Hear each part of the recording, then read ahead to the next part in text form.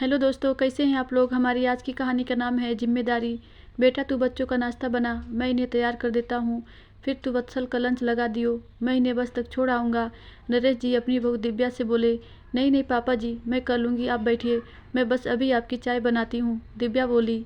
अरे बेटा बन जाएगी चाय, मुझे कौन सा कहीं जाना है, तू पहले इन सब कामों से फ्री हो, तब तक मैं इन शैतानों को रेडी करता हूँ। नरेश जी हंसते हुए बोले।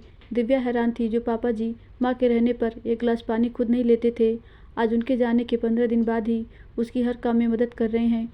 असल में दिव्या के परिवार में दिव्या के पति, सास ससुर और 2 बच्चे, 6 साल का काव्य और 3 साल की आव्या थे। जब से दिव्या शादी होकर आई, उसकी सास ने उसे बेटी की तरह रखा, घर के कामों में सहयोग दिया।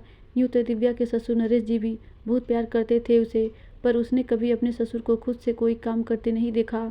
अभी 15 दिन पहले दिव्या की सास का अचानक हृदय गति रुकने से देहांत हो गया था। तब बच्चों की छुट्टियां थी और दिव्या के पति वत्सल ने अवकाश लिया था। आज सभी वापस जा रहे थे, क्योंकि वत्सल का ऑफिस दूर था तो उसे जल्दी निकलना पड़ता था, और नरेश जी रिटायर हो चुके थे तो घर में ही रहते थे।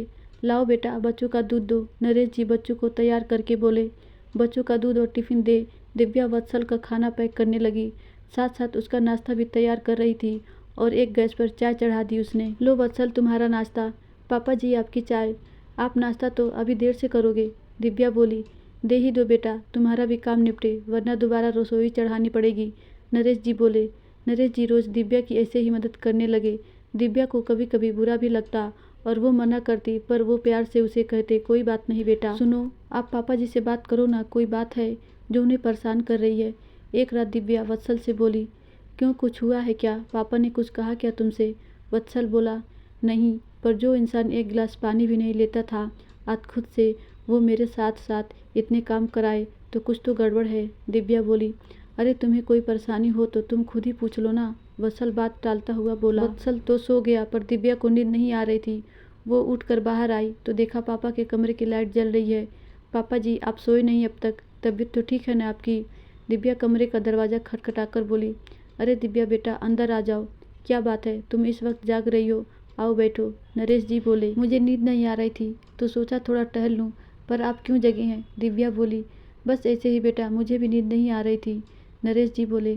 पापा आपसे एक बात पूछनी थी, दिव्या हिचकते हुए बोली। हाँ बेटा बोलो, संकोच क्यों कर रही हो, नरेश जी बोले।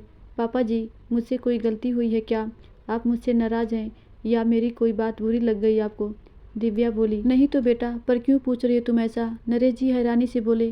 पापा जी इतने दिन से देख रही हूँ आप मेरी हर काम में मदद करते हैं, जबकि मम्मी जी के सामने आप एक गिलास पानी भी लेकर नहीं पीते थे, दिव्या सिर नीचा कर बोली।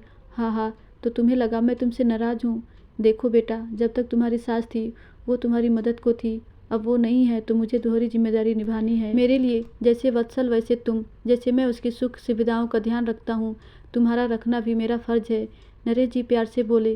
पापा जी, दिव्या ने आंसू भरकर केवल इतना बोली। हाँ बेटा, अब माँ और बाप दोनों की जिम्मेदारी उठानी है तुम्हें, सुबह इतने काम होते हैं, वत्सल भी तुम्हारी मदद नहीं कर पाता, तो मेरा फर्ज है कि मैं अपनी बेटी की थोड़ी मदद कर उसकी कुछ परेशानी तो हल कर सकूं। समझी बुद्धू, मैं नाराज़ नहीं हूँ तुमसे, नरेश जी प्यार से दिव्या के सर पर हाथ फेरते हुए बोले।